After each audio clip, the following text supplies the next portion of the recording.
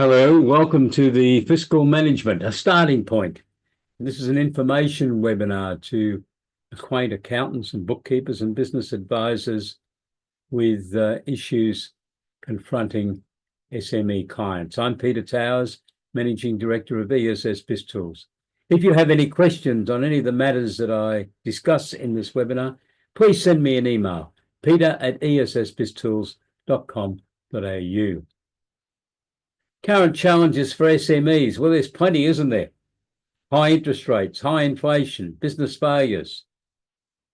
And it doesn't appear as if the high inflation or the high interest rates are going to come down anytime soon. And business failures are very high. And some commentators are predicting that this situation is going to get worse.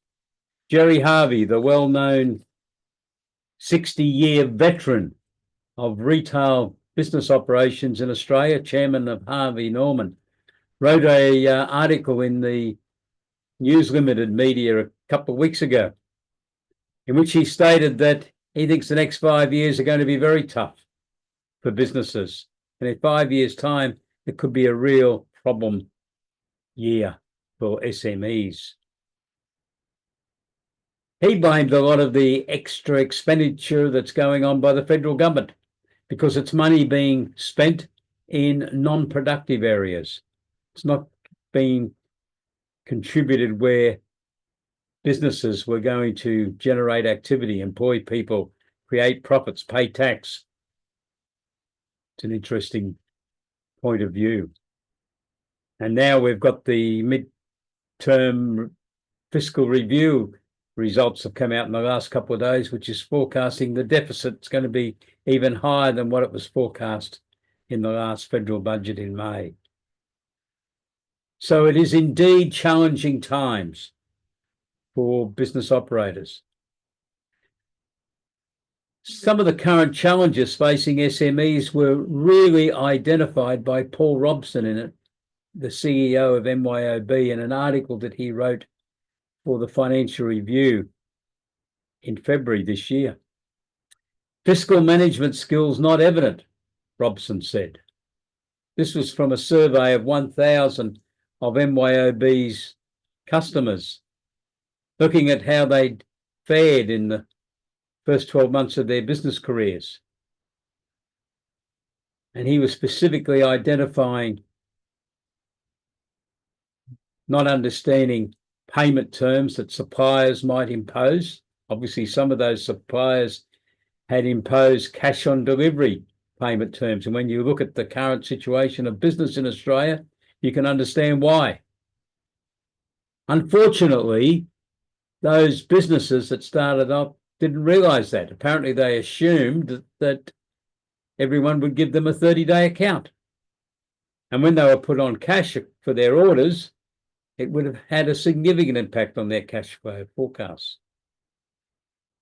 And this was part of the significant problems after 6 months trading that Paul Robson also referred to. And I've commented on the lack of understanding of suppliers' terms.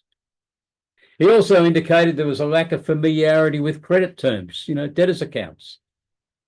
It appears that some of the people did not understand that they didn't have to offer credit terms to every customer unless they wished to. And there didn't seem to be a formal process whereby a new customer was being asked to complete a credit application form. And that was then assessed by the business. And then a decision was made as to whether to extend credit. And if so, how much? And what were the payment terms? And was a letter written to the new customer confirming all this? I think it's a great opportunity for businesses to send a letter to say, welcome to a new customer. And then, of course, to immediately alert their sales department that we have a new customer. You better start talking to them. And Robson also commented on inappropriate systems for control of debtors.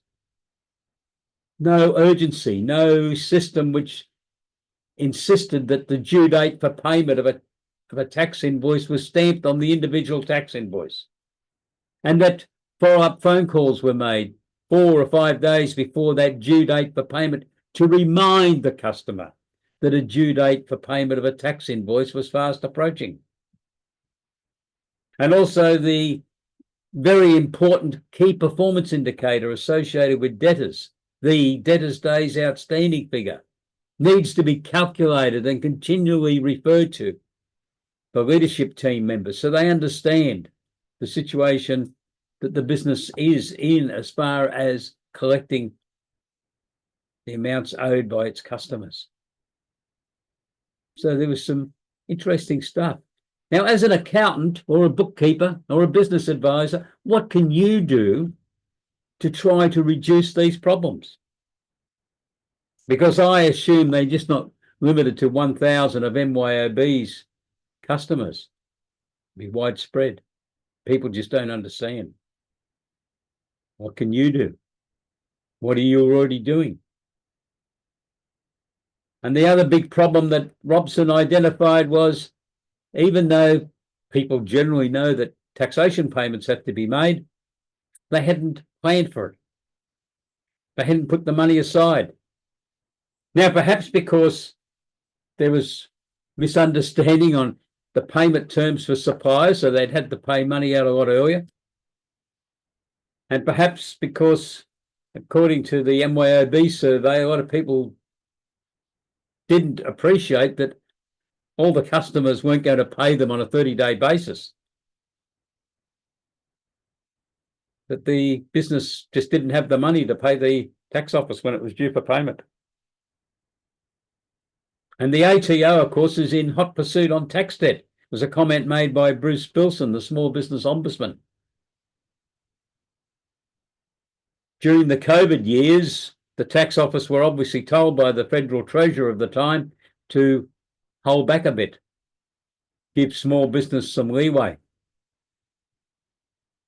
That sort of leniency is long past. The tax office have been told by the current government to collect the money because the current government is spending a lot of money and they need to get their house in order. And the small business environment's deteriorated. This is a really troublesome area, according to the Small Business and Family Enterprise Ombudsman, Bruce Bilson, who's a former Minister for Small Business in the previous Liberal National Party government. So he knows a bit about small business. Small business conditions have deteriorated 3.5% in the last 12 months, according to the surveys that the Ombudsman's office has conducted. And business operating environment has been in decline for the past 2 years, Bilson reported.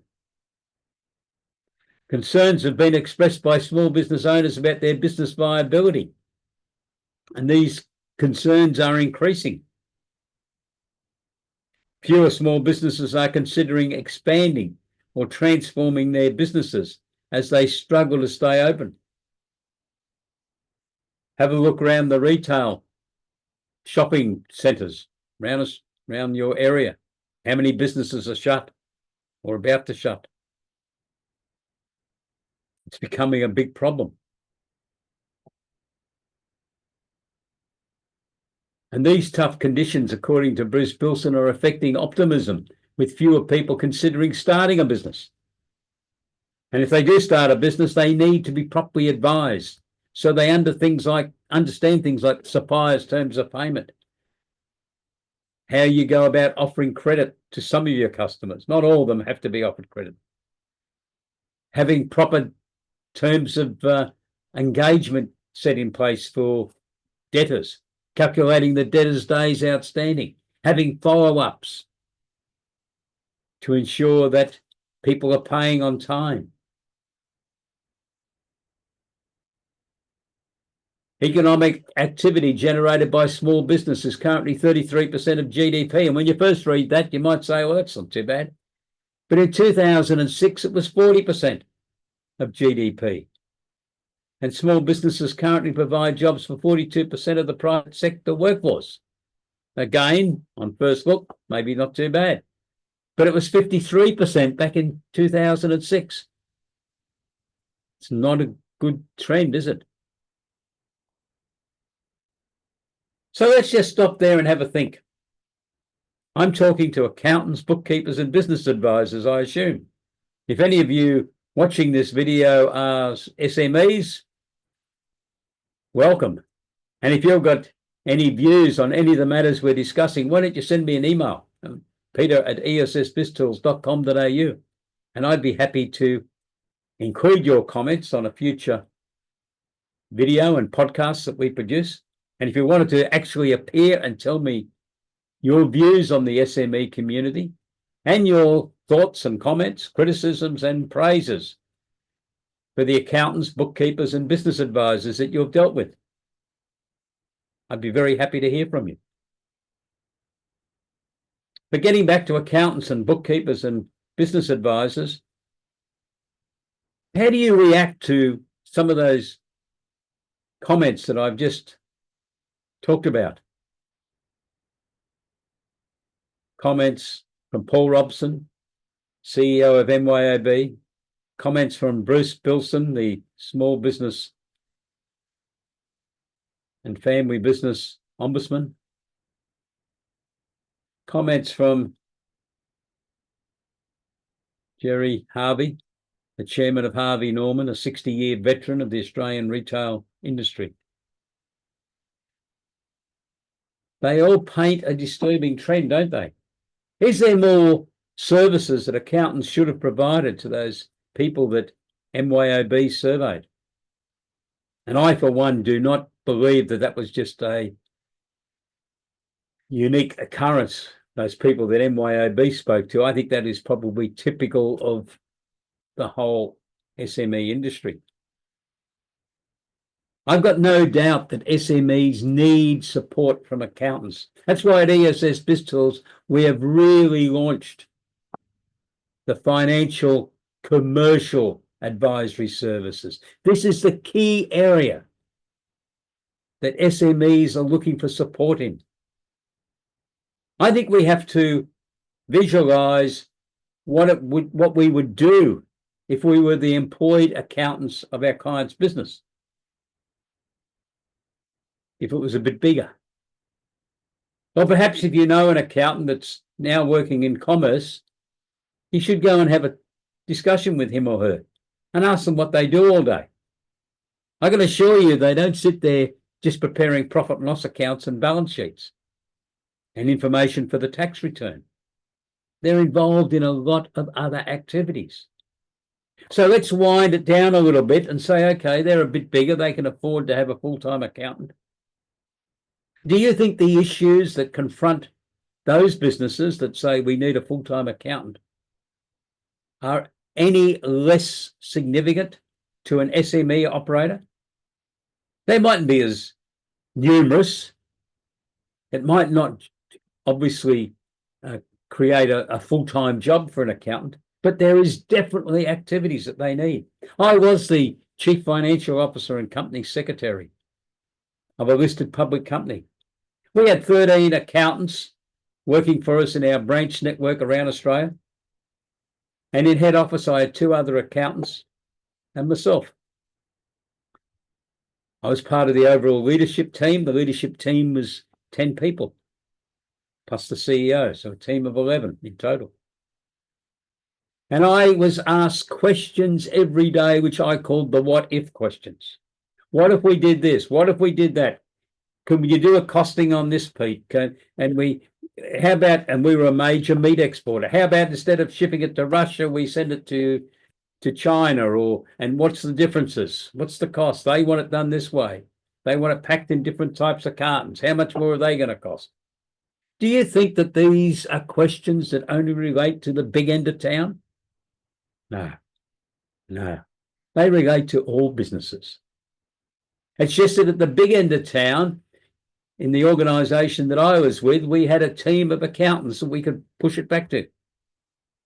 One of those, another key person I had was our costing officer, who was a wizard at doing costing exercises. We'd sit down and work out the parameters. He'd go away for sometimes only 2 minutes, other times 5 hours, and come back with answers. We had another guy that was doing stock projections. What quantity of meat products were we going to have in our various cold stores at various dates, because shipping was very important. The ships mightn't have been going to certain ports where we had a lot of meat, so therefore we had to ship them. Don't you think all these sort of supply and basic movements affect your SME clients as well? They mightn't be in the meat industry, but whatever industry they're in. And in public companies and bigger organizations, the key organization that tends to answer these questions, who gets given these questions, is the accounting or finance department. That's where the leadership team turn to. Now, sometimes we couldn't answer them. Other times they were legal questions that have been given, so we'd pass it on to our legal advisors. Other times they were marketing type questions, so we'd have to get the marketing manager in and get his input as to what was going to happen, and then we'd prepare the costing report. But these same issues apply to your SME clients. Who are they asking? I wonder if these gentlemen that Paul Robson, or ladies that and gentlemen that Paul Robson's referring to, that hadn't found out the supplier terms, had been to an accountant. In lots of ways, I hope they hadn't. But if they had, did someone suggest that they actually contact those suppliers and find out what their terms of trade would be? Did anyone sit down with them and take them through how a debtor system works and suggest that they get a debtor's application form submitted? Were they shown how to calculate debtors' days outstanding? These are the issues. And I hope that you're able to supply them. Within ESS BIZTOOLS, we have product packages to cover every issue that I've raised. We just need accountants who have got some faith in the SME community to be able to work with them. They can't run their businesses just on tax returns. So let's turn now to the tax commissioner, or the former tax commissioner, who was a former partner in KPMG. So at least he had a understanding of the accounting industry. He warned at Xerocon 2022, and I think it was in July or August of that year, so it's 2.5 years ago. You must understand that if your business model is high volume, low margin, simple tax returns, your business will not be viable in 3 to 5 years' time. Pretty strong words.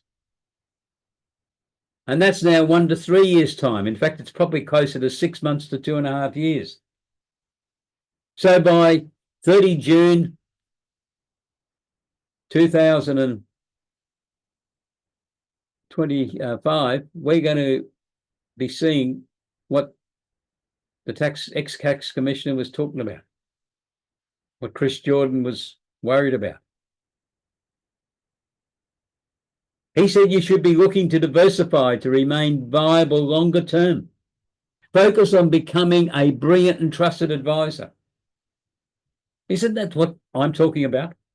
As to what the role for an accountant, a bookkeeper, or a business advisor is with our SME clients? We have to be a brilliant and trusted advisor. The tax return is not helping your clients run their business.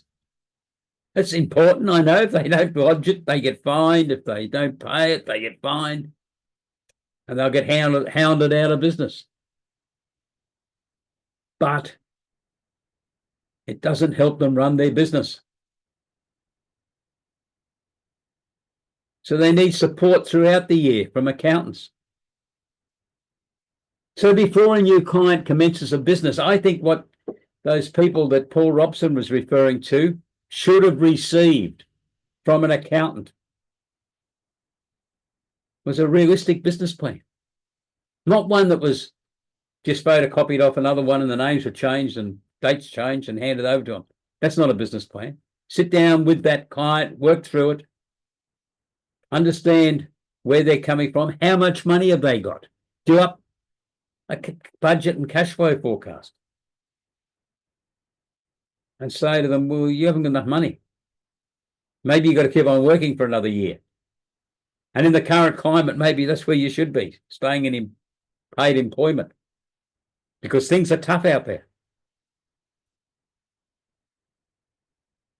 So we need to have the budgets and cash flow forecasts as the financial interpretation of that business plan.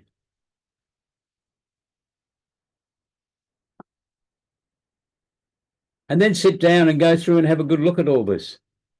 Subject the financial forecasts to real-time situations. Has contact been made with the suppliers, the payment terms for new customers? Do they understand, these new business people, what generally pertains to offering credit to some people? Do they understand the need for a debtor system?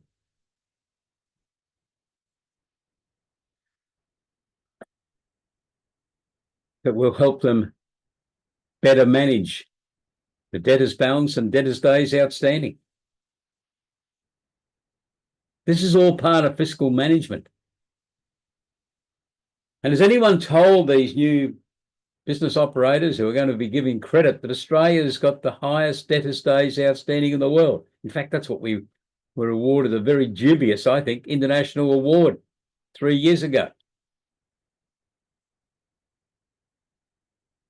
which really indicates it's not realistic for anyone to do up any sort of budget and say a new business is going to get paid in 30 days by their debtors. Not realistic at all, because we were judged to have the highest in the world. And anything that I've seen in the last 3 years hasn't convinced me that that's changed. I haven't seen an update of that award.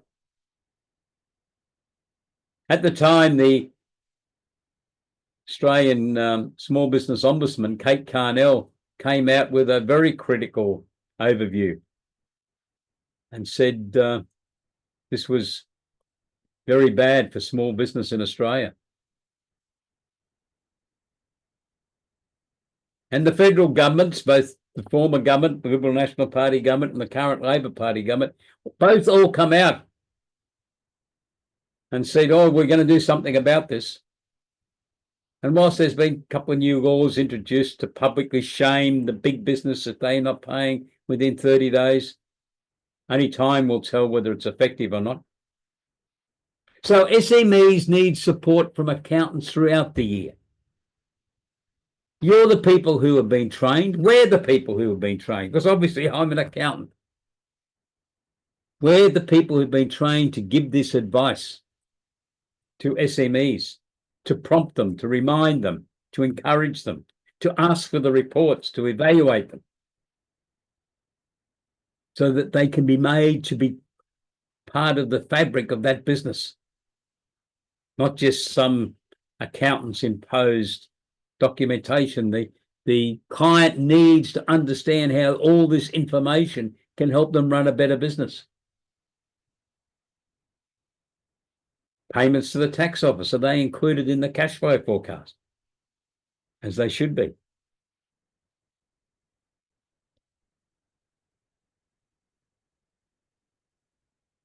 You could discuss with your client setting up a separate bank account to put the GST, the PAYG, the superannuation. And in fact, in another webinar I conducted today, we're looking about tradies' charge-out rates, and as part of that calculation of labour on cost, we have the long service leave cost, because it's a cost ultimately to be paid. Now, in some industries, like the building industry, the payment gets paid to another authority, so that they're holding the money on behalf of that employee.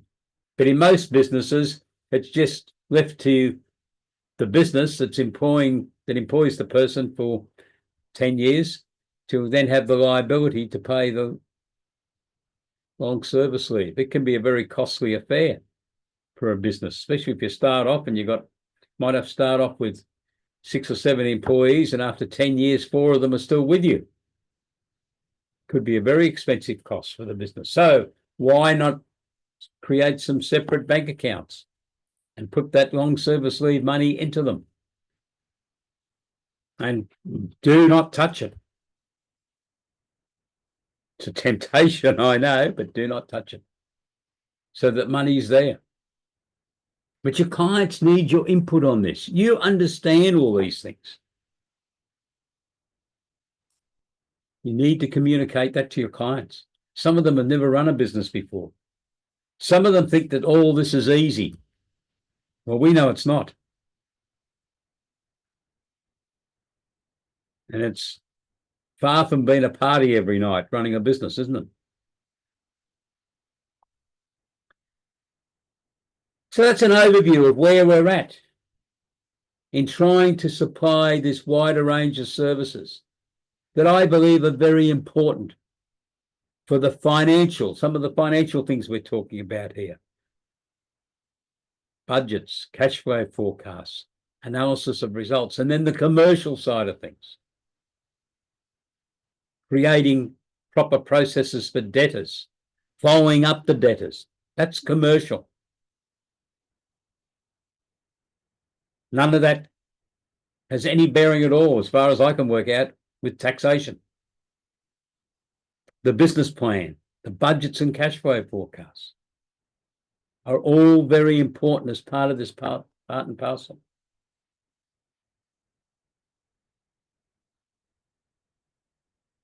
So we've got a special offer for you because it's getting close to Christmas. And I think businesses really need assistance. The failure rate is going up. And a lot of it's to do with people not getting the proper advice. And I know some of your clients or some of the people you might talk to may have a problem paying you. But perhaps you need to put a submission to go to the bank, to their bank, and say, well, this is the service we're going to offer. And see if they'll create some facilities for the client. Or if not, perhaps you should move on and get some other clients, because the clients who are in difficulties are going to get caught up in more difficulties over the next few years if you start thinking about where this economy is headed. So we're offering a 50% discount on our advisory intro package, which is where we cover the beginning of everything that I've been talking to you in this presentation. 50% discount. So you will get 12 months access for $495, which includes GST. But we're also making an offer if you only want a 3-month subscription. A marketing expert said to me, it's very hard to sell subscriptions for 12 months. I said, okay, we'll put in a 3-month subscription. $143, including GST. You can get started. You can see how we go. You'll be able to participate in our training programs. 10 of them a year for this product package. You'll receive, for those 3 months, our client newsletter, which is called Business Plus, which you badge with your name and you send it to your clients and prospects. And each edition's got 4 to 6 articles, which are looking for a reaction from the reader, from the business operator. We want them to contact you. It's your name that appears on the newsletter, not ESS BIZTOOLS. You remove our name with our permission and put yours there.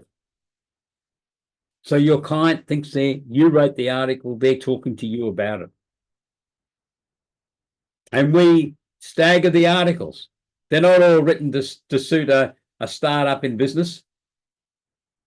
We got our model clients in mind, the startup persons, the ones that have been in business for 12 months, the ones who are scaling up, the ones who are undertaking research and development activities and possibly will scale up, the ones who are really growing and are starting to say, well, I want to buy a new factory or build a new shopping centre, but where am I going to get the money from?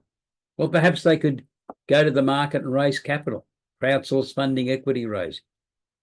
And if they're a very small company that's got good, innovative ideas, perhaps already done some research and development, they could be eligible for the early stage innovation company status, which enables their investors to achieve some taxation breaks. Yes, the government offers an incentive to investors in a certain category of small businesses.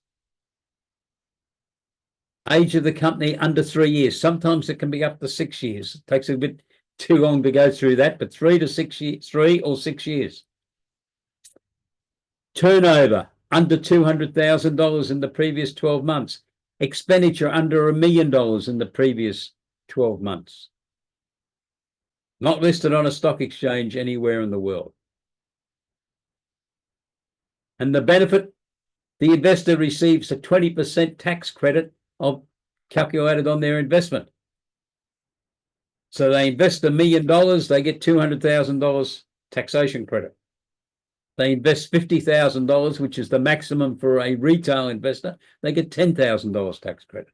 But if they hold those shares that they were allocated as part of this status process for more than 12 months and less than 10 years, there's no capital gains tax. It's wiped. Now, if they hold the shares for longer than 10 years, the company can be revalued and they got a new cost price for their shares. They subsequently do pay capital gains tax. Now, how many people know about this? It's been law for 8 years. And there's some companies around Australia taking advantage of it. But to go down this path, the company will need a business plan. It needs budgets and cash flow forecasts. It needs an understanding of how this whole system works. They need to have a vision, the directors and the leadership team.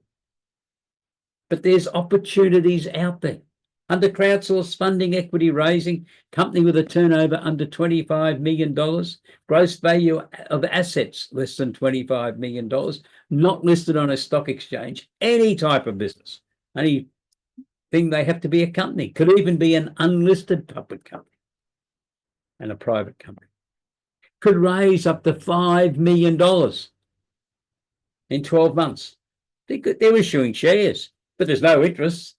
There's no capital repayment. As an industry, accountants are not talking enough about this. Unfortunately, I don't think enough of our profession understand how it works. But we have a full product package on both of those items. Early stage innovation company, crowdsourced funding, equity raising. If you haven't read it, I challenge you to get involved in looking at this, because this can be a great way to differentiate your services, but also to really contribute to helping your clients survive. There are people out there prepared to invest in the crowdsourced funding equity raising company. About $440 million has been invested so far. But I think we've only just touched the surface. Because as I see it, the accounting industry has not embraced the concept. Why? I don't know. Don't we understand it? Do we think that our clients aren't interested in offering shares in their company? Well, about 400 companies, 500 companies already have. People have accepted them. And there's efforts afoot to create a second board type exchange to facilitate the sale of shares in these companies.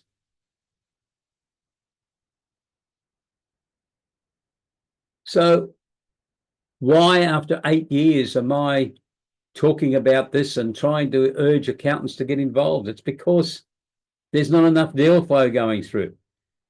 The Australian Security Investment Commission appointed 16 businesses with financial services licenses and had the title of a crowdsourced funding intermediary. They've got specific roles to play. They are the representative of ASIC. 16 firms were granted licenses. I'm told it cost a fair bit of money to get organised to meet the criteria to get those licenses. And what I can work out, 2, maybe 3 are busy. Not 16. Why aren't they busy? One of them publishes a report each year and indicates that they only support about 3% of the companies that approach them. 3%. And then 74% of those companies actually raise money. So we're down then to back 2.6% or something. Raise money. But why do they only, they're in business, these intermediaries. They need deal flow. But they knocked the other 97% back because they weren't properly prepared. They probably had no idea what it was all about. They didn't have a business plan or budgets and cash flows. They didn't have the leadership team.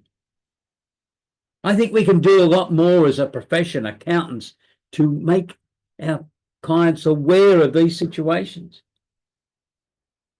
so that they're not always confronted with, oh, you've got to go and borrow more money and go and mortgage your mother-in-law's home unit or whatever. Please think about it.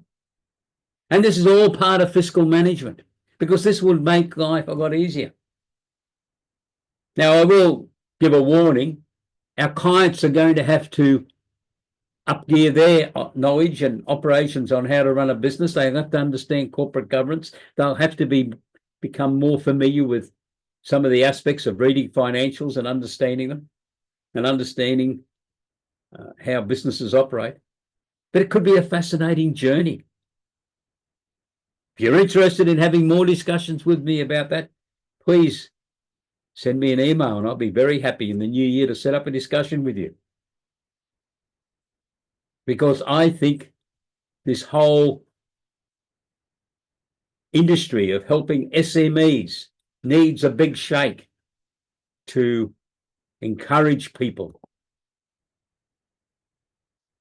encourage SMEs to have a vision, to think bigger. Malcolm Turnbull was the Prime Minister that introduced those two types of companies, crowdsource funding and early stage innovation company. I've never met Malcolm Turnbull, but I've read a lot about him over the years, and I think he understood small companies who had great ideas and ambitions and visions and needed to raise capital. That's why he made sure his government introduced that legislation. But it hasn't grown fast enough, because it needs some urging, some encouraging, for some commitment to talking to clients about it. I'd love to do a poll of accountants and ask how many people you talk to about crowdsource funding or early stage innovation company in the last 12 months. I'm asking you now as a viewer, what do you think? If you want to send me an email, please do so. peter@essbiztools.com.au. Okay, so our special offer to you, only $495. You got the access for 12 months to our basic product. Now, they go higher if you really want the full services. We're glad to provide them. But I would like you to get started. And if that means it's $495 for 12 months, so be it. We also have the starter package, which is the next one up. 50% discount. That will cost you $990, including GST. And these special offers are available to 23rd of December. Not long to go. Now is the time for action. I think SMEs need assistance. Bookkeepers and accountants and business advisors are the obvious people. The drop-in people entering small business and being successful at small business is going to affect accountants and bookkeepers. And I think the predictions made by Chris Jordan, the former tax commissioner, are also going to affect our profession. Now is the time to put your house in order. If you need more information, please send me an email. You've heard that a few times in this presentation, haven't you? peter@essbiztools.com.au, or you can make a phone call, 0747241118. I look forward to you making contact with us. I'd be really happy if you wanted to join the ESS BizTools community. Stay safe and have a Merry Christmas. Thank you very much for being with us in this presentation today. And I really do look forward to hearing from you. The team at ESS BizTools sends their best wishes to your firm, your colleagues, your families, and your clients to have a happy Christmas. And I hope that 2025 will be successful. Thank you.